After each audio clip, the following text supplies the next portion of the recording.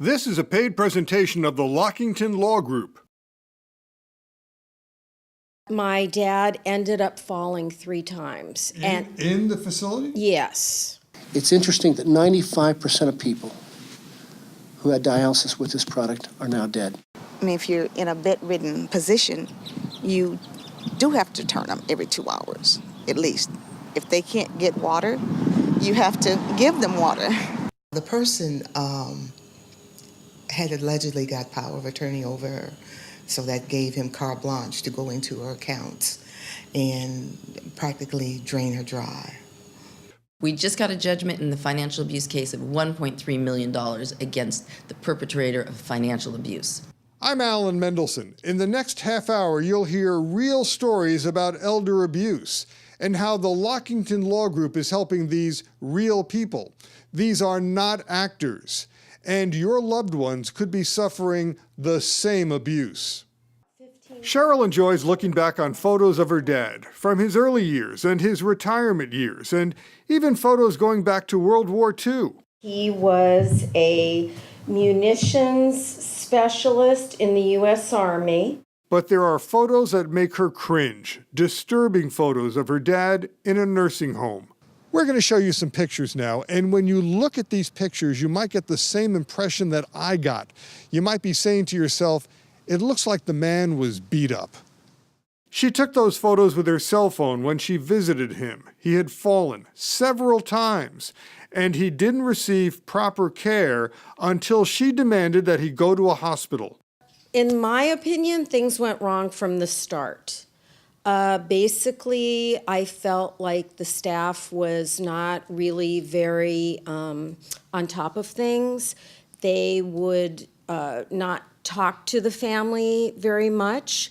I had to really get their attention to engage them in any kind of concerns I had regarding my father. It just was horrific. There were orders that were written by the doctor that were not followed. And it was not only my father. I noticed that with other residents, they were calling out, bells were ringing, lights were going off at the nurse's station, and they were not being attended to. How bad did it get? Bad enough that my dad ended up falling 3 times. In the facility? Yes. Not supposed to happen. Not supposed to happen if he's being properly monitored and cared for. And what happened with the falls? Well, basically, I came to visit him on one occasion in the evening, and I noticed that his whole hand was swelled up and purple. And I finally found a nurse and tracked her down, and I said, look, my father's hand is injured. I don't know if it's broken or what happened to him. And she said, well, he tried to get out of bed to go to the bathroom, and he fell and hurt his hand. And I said, well, why would that have happened if you're supposed to be helping him with toileting, if he's yelling out for you, if he's ringing a nurse's bell, and nobody's responding? So she said, well, we were changing shifts, and that's the reason nobody attended to him. Not a valid excuse. Not in my estimation. No, not at all. How old was Dad at this time?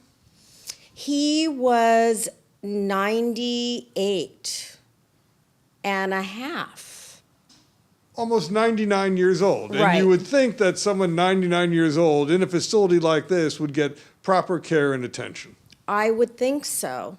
I would certainly hope so, entrusting my loved one for medical and nursing supervision. Yes, absolutely. And I take it this wasn't a cheap facility either. Well, I would assume that it's, costly. Fortunately, my dad had medical insurance, and that covered the cost, but it was just substandard care, especially when I had to tell them, take an x-ray of my dad's hand, make sure that, there's nothing wrong. I mean, that wasn't done. And you visited the facility. Yes. And you found that This was a problem with other people as well. Correct. The communication at this facility was horrific. Nobody seemed to know what was going on. I was just very in fear, I guess I would say, about my father's continued care there. Well, after the second fall, where his arm had a laceration, and it should have been attended to by a hospital, and it wasn't. And then there was a final third fall where he was eating a meal and another patient was asking for care, so the nurse left and he had meal supervision, was supposed to. They walked out and he fell. Dad was almost 99 years old at the time, gashes to his face and other bruises. So he was taken to the hospital and treated. They looked at his hand, the other laceration on his arm, and the one on his head. He was too fragile for stitches at that point, so they did some kind of surgical glue. But the surgeon clearly said to me that this really should have been stitched. So she called elder law attorney Mary Lockington of the Lockington Law Group about this elder abuse. I was seeking not only damages, but some kind of ruling against this facility for the treatment they were giving people was horrible. A lawsuit was filed, and the evidence and case presented was so compelling that the case was quickly settled. And we ultimately got a good six-figure settlement. Elder law attorney Mary Lockington told me this happens a lot. These companies are for profit. They understaff, they don't educate their staff, and their staff just knows no better. They're not held accountable. They're not told what to do in order for these for-profit companies to make the big bucks. So your role in this is what? When someone calls you, you become what for them? I become their advocate. I know that what is going on happened and it's wrong, and you don't need to wait for there to be a death. Falls, dehydration, and just failing to respond to call bells when an individual needs assistance to get to the toilet or with feeding. There's so many things that go on, and the loved ones are only there a portion of the time. Think what happens when they're not there. So what's your advice here to people if they have a loved one in a nursing home?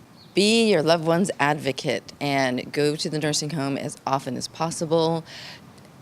Ask questions. I mean, you have a right to go in there and ask and look and watch and observe. Oh, absolutely. You have every right. And review the records. Go to the nursing station and ask for the chart. You may not understand it, but they don't know that. And they will therefore hopefully be more vigilant. Now, they should be vigilant to everybody, but if the family members are there, likelihood is they're going to take pay better attention to your loved one. And she did the right thing. Absolutely. She did the best job. She was there every day, on the weekends. She was asking questions, and she didn't take their neglect. She was being neglected as well as her father. Call the Lockington Law Group for a free consultation to evaluate if you have a valid case involving elder abuse. The abuse can be financial or physical or based on neglect or lack of care by a caregiver or in a nursing home. If you suspect bank accounts and investments have been tampered with, or if there has been improper care, or if there are signs of physical abuse, call for a free consultation. Call immediately to prevent further theft or neglect or abuse. You don't want this to happen to you. Mr. Chavez was a respected educator, school principal, and then he was afflicted with dementia. And while in a full-time care facility, he developed bed sores that almost killed him. His wife told me about the bed sores. And he had to be hospitalized, and they had to do surgery twice because the infection had gotten into the bone. It's all because of the bed sore. It got infected and it spread. And the care facility just messed up. First he got the bed sore, then they didn't care for him properly. In fact, the infection will be with him as long as he lives. At the facility where he was, they apparently were not turning him or something, and they had been instructed to have him to get up and move around, but they were not doing that. So as a result of that, then the bed sore came about. So he was supposed to get certain care, which you expected, Yes, turned expected. in the bed, Yes. so that the bed sores don't develop. Exactly. And this is a problem we hear about, that if when people are bedridden, they need to be turned, Exactly. and the facility should have turned him. He should have gotten better care. Yes. Yes. What's even worse is that at the original facility, the caregivers failed to tell doctors exactly what Mr. Chavez's condition was. And when a doctor did tell the facility about the bed sores and what to do about them, the staff failed to follow what the doctor advised them to do. Elder law attorney Mary Lockington took on their case. He was in the facility less than 3 weeks when he sustained the beginnings of a bed sore. The doctor knew, ordered home health care. They continued to fail to turn him appropriately and take the pressure off of it. And despite the fact that a home health specialist came in to take care of it, it went from a stage 0 to a stage 3 in less than 3 weeks. Now that means it's serious. Yes, it was serious. It had already gotten into the bone, and so his bones will be infected, and he has sepsis basically for the rest of his life. And what happens is the skin over the top will heal, but because the infection's already in his system, there's no way to get it out. How many times did they not turn him, or did not turn him enough to create an injury like that? It most likely days that he wasn't turned enough. And a lot of these facilities put the person, take them out of bed, put them in a wheelchair, put them to a corner, and let them sit there for hours and hours on end. And that's how these bed sores happen. Yes, yes. And then it just gets worse because no one notices or takes care after they're noticed. Correct. And in this particular instance, the doctor knew of the bed sore, but he wasn't getting good information. Had he been getting good information, he would have ordered a different course. And then he would not have gotten a stage 3 bed sore and had to have had surgery. So the staff lied. Yes. And the paperwork that we have shows that the administrator wasn't even asking the wound care specialist about what's going on, what does she need to do. She didn't even know the status of the bed sore when he came back from the hospital the first time. So that she was just pulling the sheets over her head and saying, I have no responsibility. So in addition to having dementia, this poor gentleman also has an infection in his body that's going to eat away at him from the inside. Yes, absolutely. I was unaware of all the medical procedures that would take place, and I was putting my trust and care in everyone that was medically inclined more so than I was. So they gave you the assurance that he would get the right care. The best, 100%, for me not to worry. They told you not to worry. Don't worry about it, Miss Chavez. We have a person, and her name is the name that they gave me, and it was like, okay, she does this, she's wonderful, she takes care of it, and don't have to worry about it. And I said, well, if it's anything like a bed sore, from what I've heard in the past, those are things that need to be seen right away. And they said, well, no, we have this expert. She will make sure that everything is taken care of. Don't worry. I was confident in knowing that they were medically They misled compliant. you. Totally. And they lied. And then it was pretty much like, well, you know, I didn't know. I don't know what a stage 1, 2, 3, 4, I don't know what it looks like, But I knew he had to undergo surgery twice. Because you don't want this to happen to you or to a loved one, Mary Lockington gave me some tips. Well, as a family member, you need to be at the facility, whether it's a board and care or a skilled nursing facility. You need to be asking to see their turn logs because they have to log all of this. You need to make sure that they're being turned. And if possible, do a skin check yourself. If you see any redness, make the facility aware, make your doctor aware so they can prescribe wound care because they are preventable if there's proper care given. And what did you do legally for this family? What happened? Well, there's a facility that's licensed by the state of California, and so that particular entity was sued along with the 2 individuals, the administrator and the caregiver, and also the wound care specialist, because they work hand in hand. The wound care specialist is supposed to educate the facility to make sure that he's being turned when she's not there. And none of those things happened. So there are a lot of people here who are liable. Yes, multiple levels. The lawsuit covers many things. In cases like this, as you see, Mr. Chavez is still alive. He gets his pain and suffering damages. He gets his medical costs for the medical bills. He gets any future pain and suffering because that occurred. He had to have extensive wound care for approximately a year and a half for that particular wound. And there's a value to that. That he was in a lot of pain and he needs to be reimbursed for that. If you have a loved one in a nursing home or a care facility, it's important that you become alert.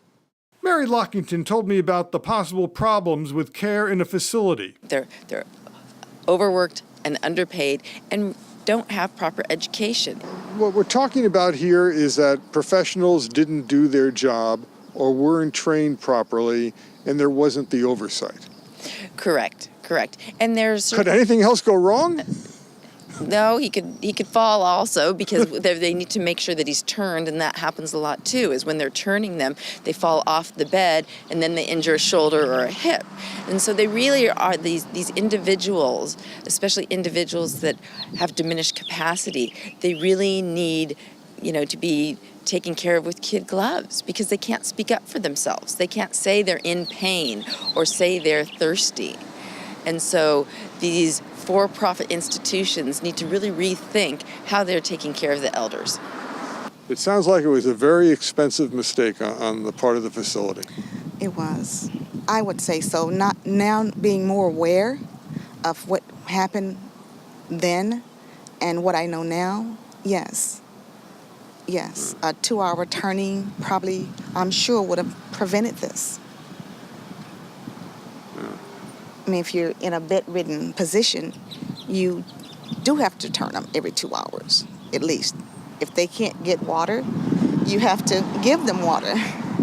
And if not, it causes dehydration. So that's basically where we are. Call the Lockington Law Group for a free consultation to evaluate if you have a valid case involving elder abuse. The abuse can be financial or physical or based on neglect or lack of care by a caregiver or in a nursing home. If you suspect bank accounts and investments have been tampered with, or if there has been improper care, or if there are signs of physical abuse, call for a free consultation. Call immediately to prevent further theft or neglect or abuse. Elder law attorney Mary Lockington keeps up with the latest news affecting seniors, including health news and health alerts. She's now looking into cases involving a drug that may have caused kidney dialysis patients to die. Here she consults with expert attorney Steve Ball. There's a company in Germany that makes a product that's put in dialysis machines. It's called Granuflow. This product, unfortunately, manufactured between 2008 2012, added too much base to the blood, and people were actually having heart attacks while undergoing dialysis. They didn't tell anybody what this product was doing and how it was adversely affecting the dialysis community. Lo and behold, in June of 2012, there's a massive recall of these products. It's interesting that 95% of people who had dialysis with this product are now dead. I think if there's people out there that you know and clients that you're helping who had a loved one die within 24 hours of dialysis treatment, they're in the really suspect class of people who could be using this product. And mind you, this was in circulation between January 2008 and the end of 2012. So that's the time frame we're looking at. But to answer your question, no, they have to call someone like you. You have to get their medical records. We have to get the dialysis treatment records, and we have to put all that stuff together and then advise them what kind of rights they do have. If you have a loved one who died during dialysis, you should call Mary Lockington and have her investigate the death for any involvement of Granuflow. Call the Lockington Law Group for a free consultation to evaluate if you have a valid case involving elder abuse. 855-562-5529. Meet Gloria Anderson, a victim of elder financial abuse. She lost a lot of money, perhaps $500,000 of her life savings and investments, to someone she trusted, a longtime family friend. How long did you know him? Ever since he was probably about, I'll say about 5, 4, 5, about 6, we'll say 6. You knew him his whole life. That's right. A little boy. So you trusted him. I did. So it must have been a really big surprise, huh? Yes. Yes, it was. It was back in 2009 that Gloria Anderson, then 83 years old, allowed a longtime family friend to care for her. Yes, Gloria knew him from the time he was a small child. But what Gloria's own daughter and family did not know was that this family friend had secretly convinced Gloria to sign over her bank accounts and properties and legal powers to him. Ruby is Gloria's daughter. The person had allegedly got power of attorney over her, so that gave him carte blanche to go into her accounts and practically drain her dry. This other person had stole the bulk of her estate. He had taken over the building in terms of collecting rent that we never saw. Building she owned? Yes, that she owned. What we have here is a case where somebody didn't suspect that a longtime friend would do something so evil. Gloria's godson discussed the problem. My godmother had a lot of trust in him, as my sister just said. But he took advantage of that trust and took control of rental properties and bank accounts. Well, it was a lot of money. It's over, close to $1 million what he came into, and as my sister just said, he took over this building, and he quit talking to her, Since How quickly does all this happen?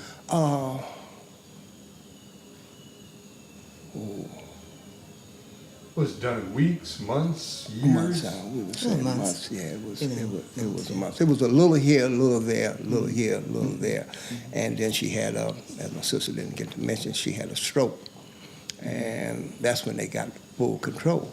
And all that time, Gloria thought that the man she knew from the time he was a child would do the right thing for her. So what's the problem here is that everybody trusted everybody else and didn't know that you were getting robbed. Well, yeah, it was. That's what it was. It was a thing that the old saying, Spike Lee would say, she thought he would do the right thing. But he didn't. Gloria was convinced to change her estate plan, and this individual became the beneficiary to the bulk of her estate. Shortly after that, the locks were changed.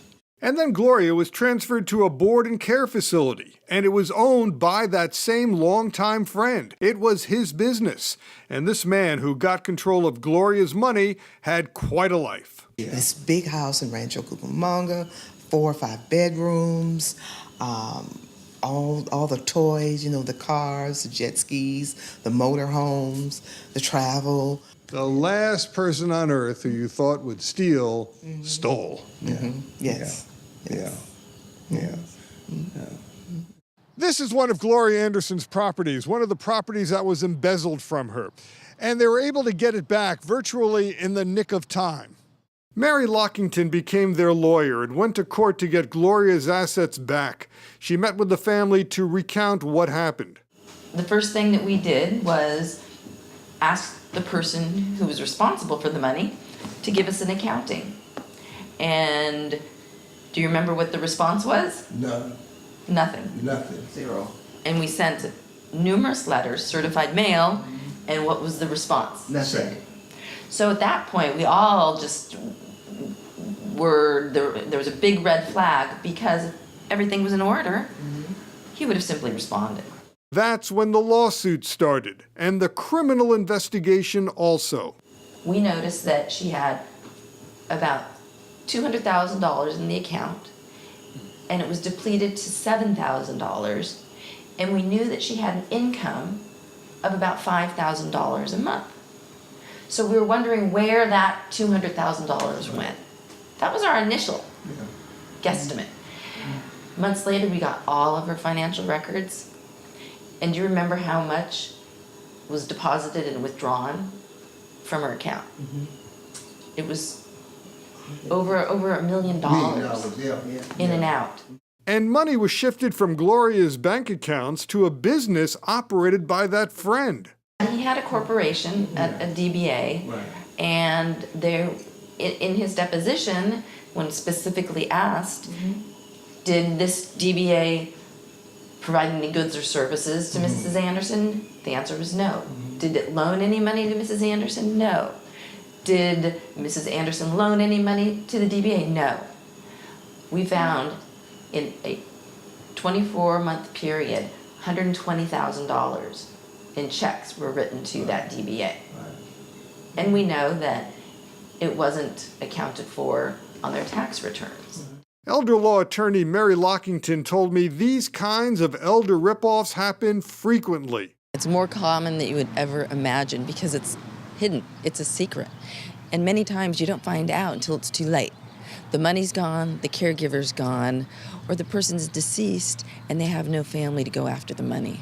In this case, the red flags went up when Gloria Anderson told her daughter that she didn't want to stay any longer in a boarding facility where that family friend had moved her. She was expressing she wanted to go home. She was being held hostage at a board and care facility when she had the capacity to come home and live in the home that she owns. And then she was expressing concern over her finances. So we simply asked the power of attorney, the fiduciary, to provide us an accounting. And there was absolutely no response. That's when the red flag went up. So you actually said, what's going on? And he wouldn't even talk, and that tips you off. Absolutely, absolutely. We wrote to him and said, Mrs. Anderson would like to go home. We'd like to work together to transition her home. And we understand you're taking care of her finances. We didn't have the powers of attorney in our hands, so we were on assumption. And he didn't respond. There's no reason for him not to respond if all the paperwork is in order. He simply had to call and say, oh, I'll get it to you in 30 days. I need to go back through the bank records. But in this case, he couldn't do that because of the amount of money he was using for his own personal benefits. And what did you find out? We found out that over $500,000 clearly was spent on their own personal debts. Now an update. This case went to trial. There was a judgment. We just got a judgment in the financial abuse case of $1.3 million against the perpetrator of financial abuse. Now we'll go into collections. Now we are going to be searching for their assets. We know they have 4 pieces of property. We know that they work, and so it's a matter of collection. Also, we believe that the authorities will be filing charges against these individuals. Gloria Anderson is back in her home, the home she almost lost to someone she thought she could trust. Things are getting better? I hope so. Has to. Call the Lockington Law Group for a free consultation to evaluate if you have a valid case involving elder abuse. 855-562-5529. The Lockington Law Group will give you a free consultation. Do not hesitate to call. I'm Alan Mendelson. Thanks for joining us. Call the Lockington Law Group at 855-562-5529. This has been a paid presentation of the Lockington Law Group.